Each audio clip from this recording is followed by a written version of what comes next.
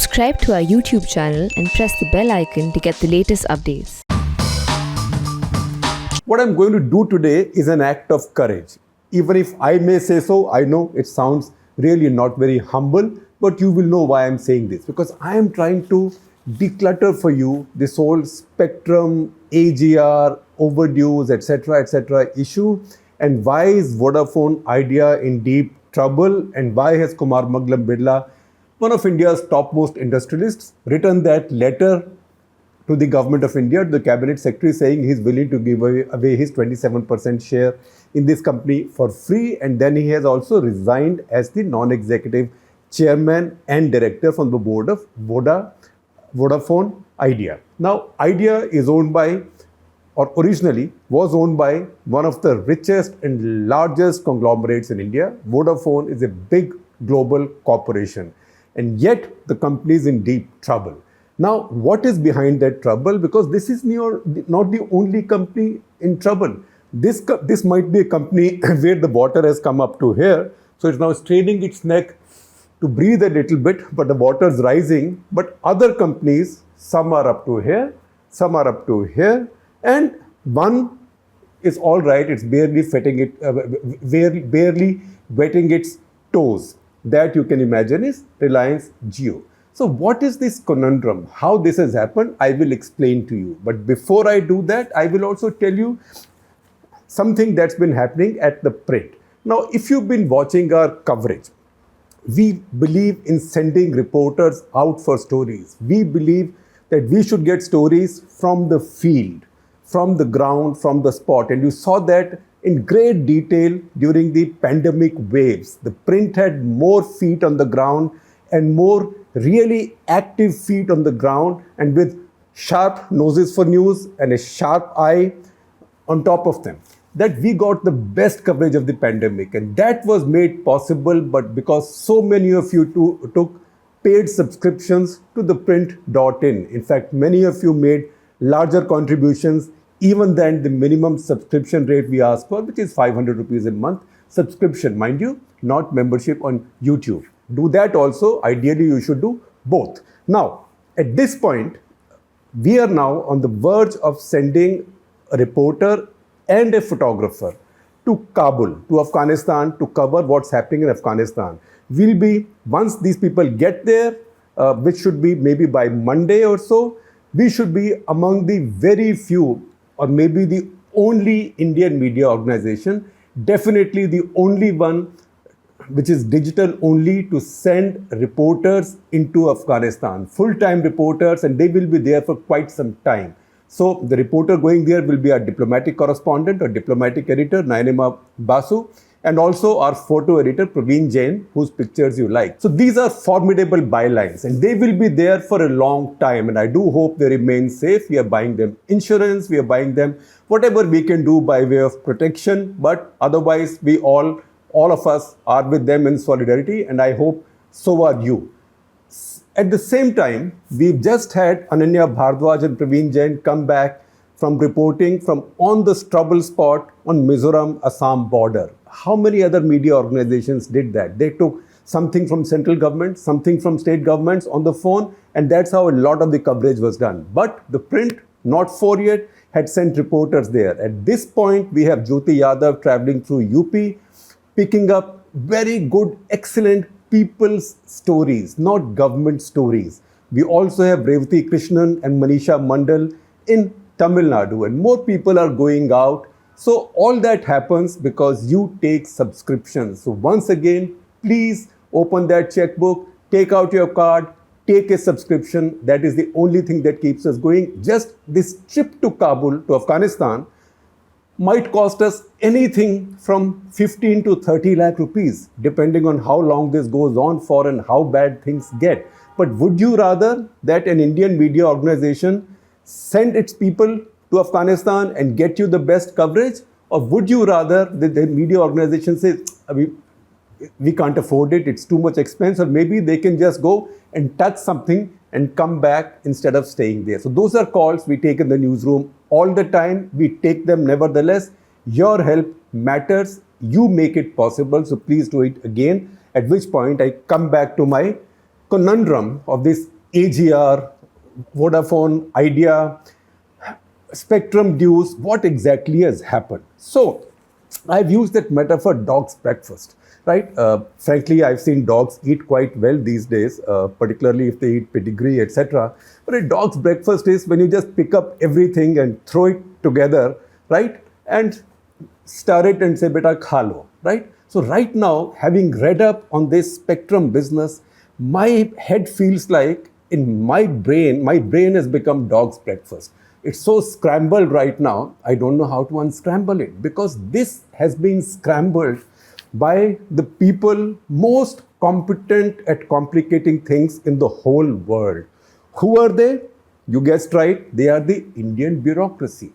So Indian bureaucracy has produced this brilliant situation that nobody can decipher. No political leadership, one after the other, people have come and gone, no telecom minister, no telecom secretary, not the Supreme Court, not the successive benches of Supreme Court who've dealt with it, and not India's topmost industrialists, and not the world's topmost corporations. This kind of complication only the Indian bureaucracy could have produced. So what is the situation with Vodafone Idea right now, or VI as it is called? VI right now, if you look at its market trends, its share price is only 7 rupees. I'm surprised why is it even 7 rupees at this point, but it's 7 rupees. But at 7 rupees also, its market cap is more than 20,000 crores. You will say 20,000 crores? That's almost $3 billion. This doesn't look like a company that is dead under the water. Then see, what has the company got in the red? And what is it that the company owes to the world, which means Bharat Sarkar? And once you owe money to Bharat Sarkar, you might as well be dead in the water, because Bharat Sarkar will take it from you. And if you can't give it to you, if you can't give it to Bharat Sarkar, then they let you die and then chase after you. So the dues that Vodafone currently has, or Vodafone Idea or VI currently has to Bharat Sarkar and to banks, are 60,000 crores are due in the name of what is called as AGR, that is adjusted gross revenues. And I will explain to you what AGR is. 60,000 crores. 96,300 crores approximately, 96,270 precisely I read, is what is called as deferred spectrum charges. Now deferred spectrum charges is when you bought spectrum in auction, you paid some money, you said I'll pay some in the course of time, then you didn't have it because you had committed too much in the auction, business wasn't producing the money, and if the business was producing the money, other competitors came in, namely the new tiger in the room called Reliance Jio, which then led to a price war. They were new, they could afford a price war and they had deep pockets. You could not afford a price war, your margins died out, and so you were not able to pay your spectrum dues. In fact, last year as part of the pandemic package, the finance minister Nirmala Sitharaman had announced that these companies, telecom companies, can now defer their spectrum dues by another 2 years, so they can pay it later, but she said they will still have to pay interest on this. So it's not as if you get a deferral of this for free. So 96,270 crores as deferred spectrum charges and 23,000 crores that they owe to the bank. So as we talk, the banks, which are already in such deep trouble with bad debts, have trillions of rupees worth of exposure to telecom companies, and they see all that turning bad or risky if this business of dues to the government goes on. Now, all right, you can say that this is the market, this is competition, a rival comes, rival is selling cheap. You can either say, I will sell at a higher price because my services or my product is so good, or you can lower your price, it's your problem, some will perish, some will survive, survival of the fittest. You can say that. But see, where has this problem come from? This problem has come from something that happened in 2001.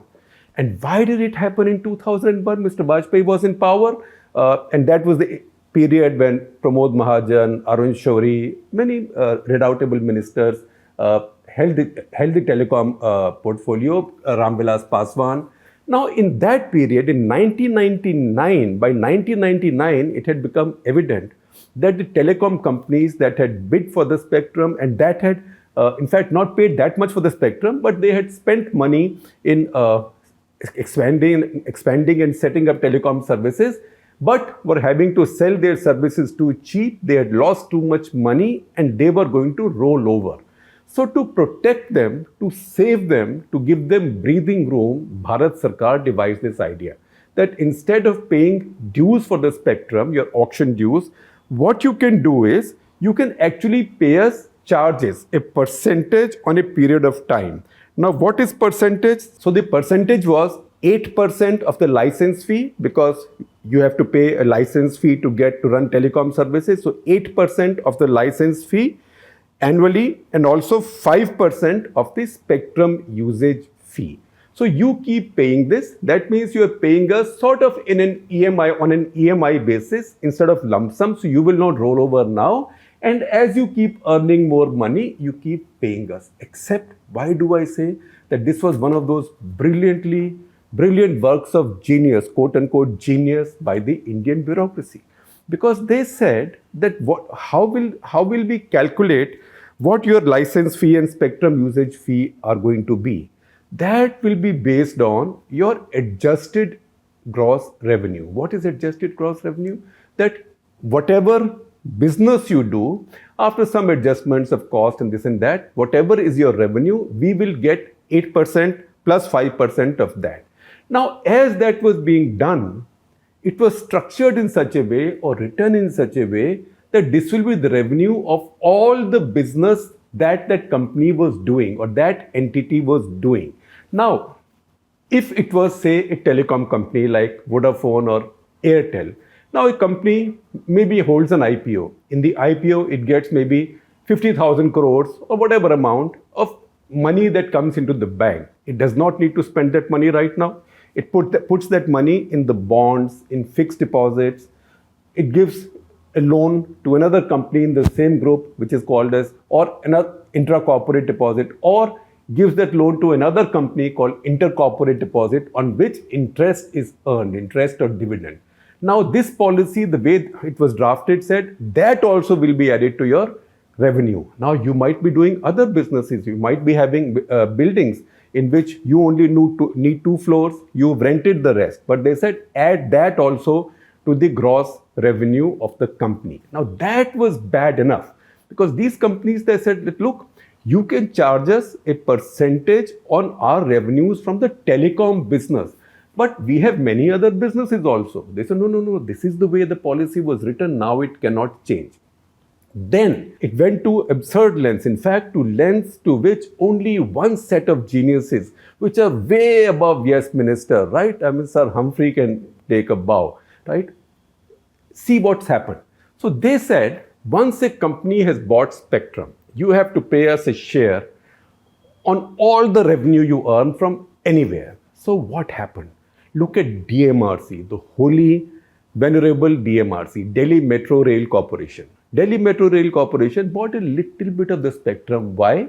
Because they need radio communication between their trains, between their stations, between their depots, because metro is running all the time. Fine.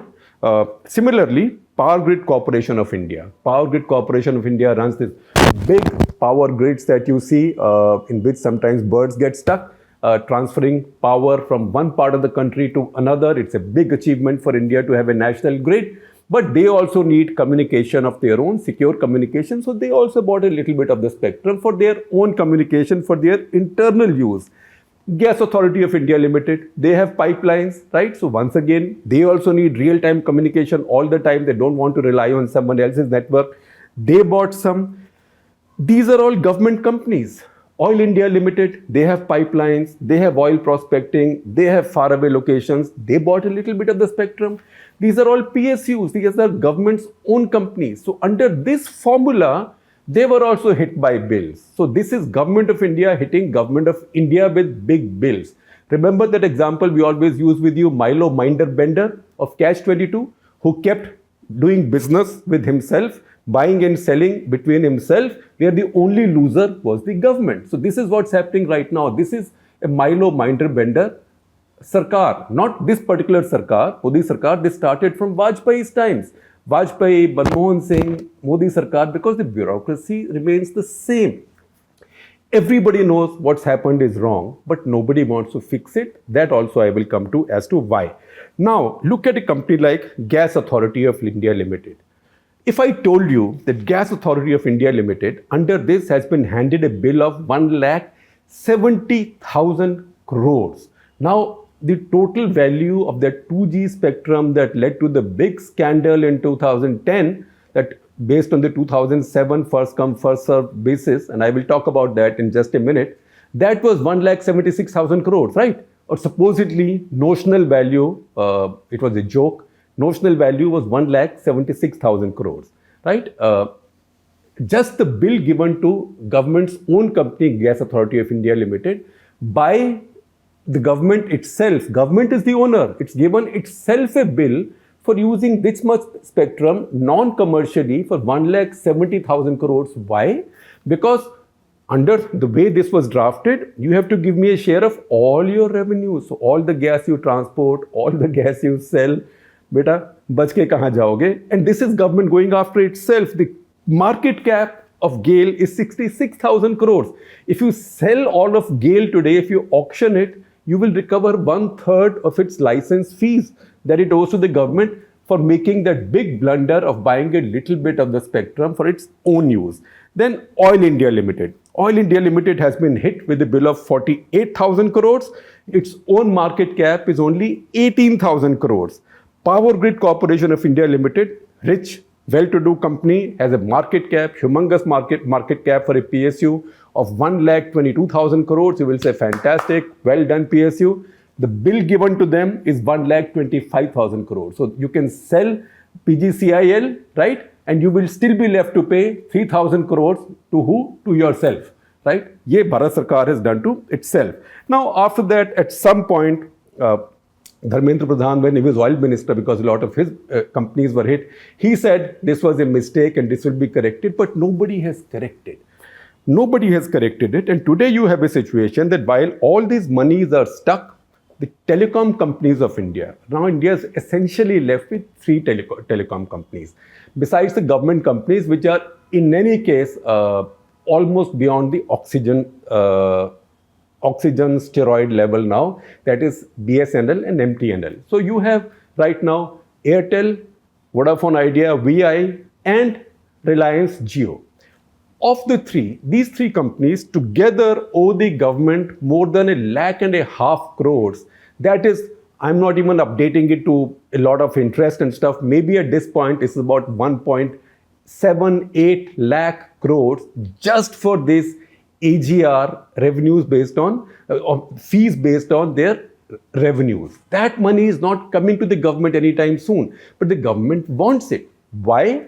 Because when these people signed the agreement, all this was on the agreement.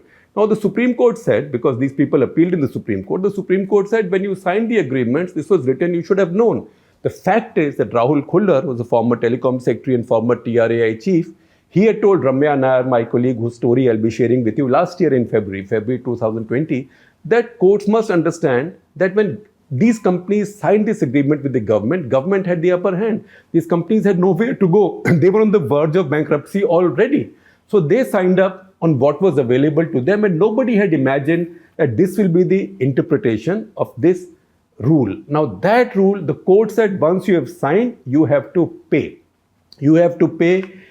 And we don't care whether you shut down or not. We will go by the word of the rules. We are not going to change it. Now, the fact is that TRAI in 2015, that is the Telecom Regulatory Authority of India, did come out with a recommendation that said at least from here on, we should not have this problem.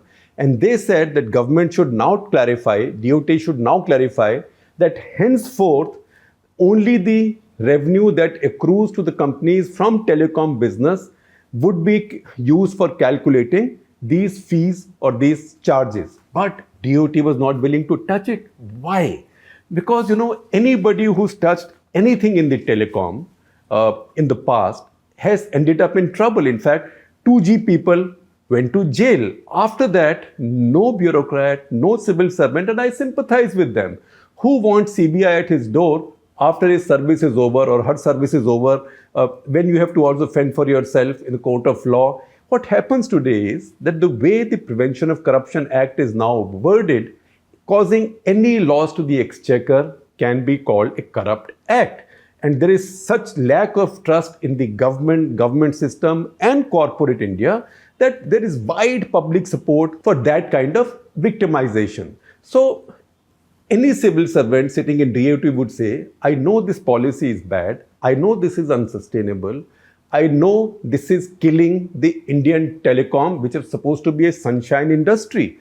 But if I change anything, it will be seen as I am causing a loss to the exchequer, in which case at some point some CBI might come knocking at my door, somebody will file a PIL or some complaint in some court, some judge will order something, and here I am, I spent all my life in IAS doing all the smart stuff, and then I will be having to explain my policies in a commercial field to my former colleagues from the IPS, Indian Police Service. So that means I will then be subject to police investigations, harassment, and running around the courts. I am not doing it. The safest thing is do nothing. And that's precisely what's happening right now with Indian Telecom.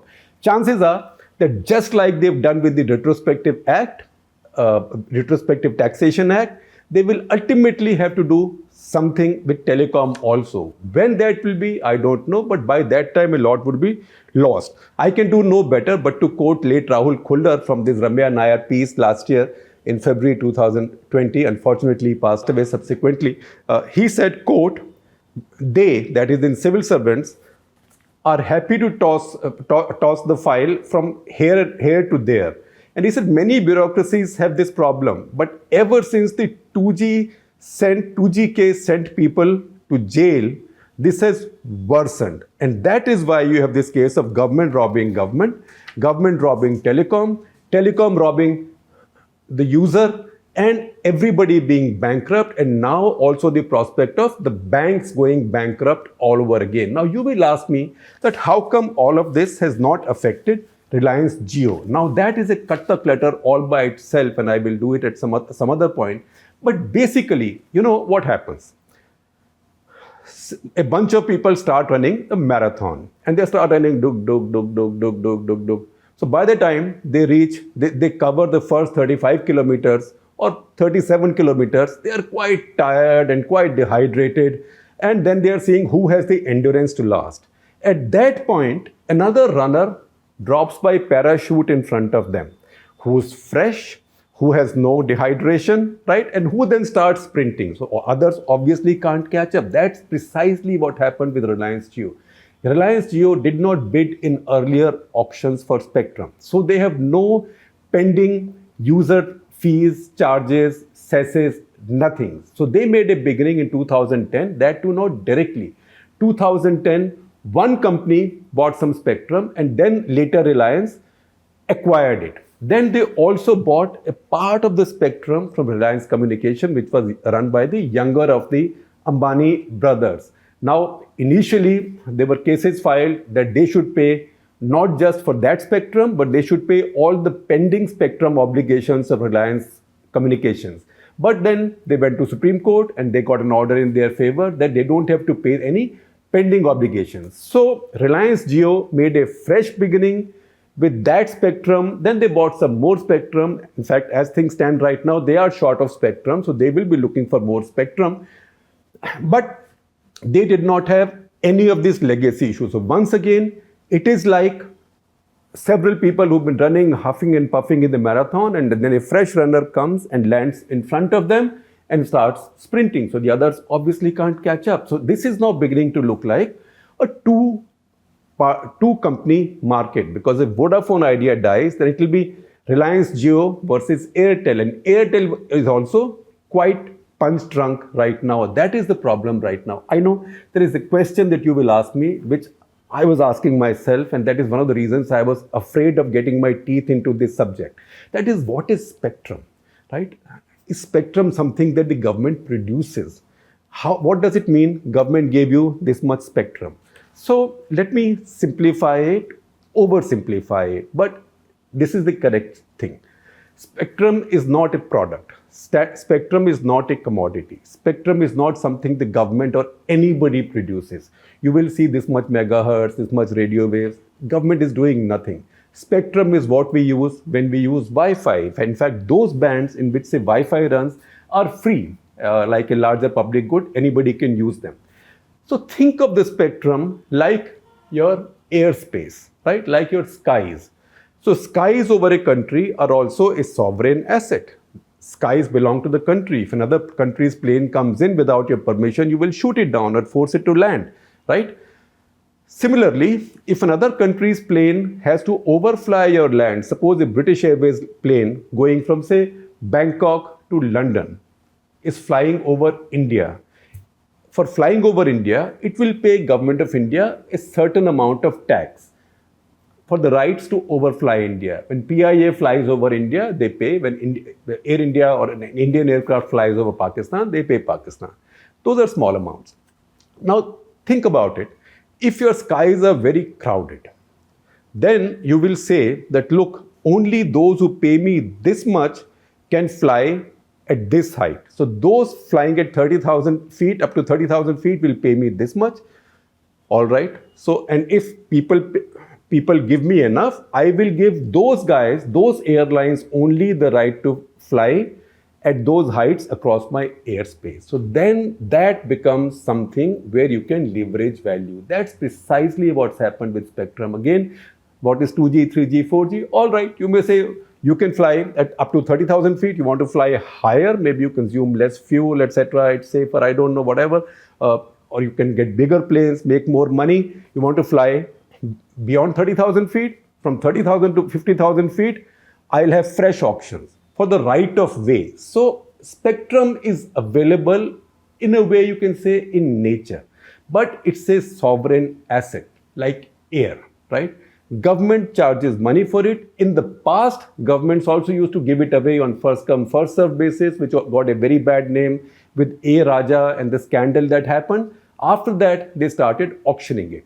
When they started auctioning it and controlling it, it became a scarce commodity. Once it became a scarce commodity, people began to bid exaggeratedly for it. Once they bid exaggeratedly, they thought maybe kal ko kuch na kuch kara lenge iska, par kuch hua nahi because of that 2G scandal. Now nobody has the ability or the heart or the spine to correct that initial blunder. At that point, I had said that in 2007, 1.76 lakh crores was actually $2 billion more than all of India's defense budget. So I said, can the value of this much spectrum be more than $2 billion more than all of India's defense budget? Think.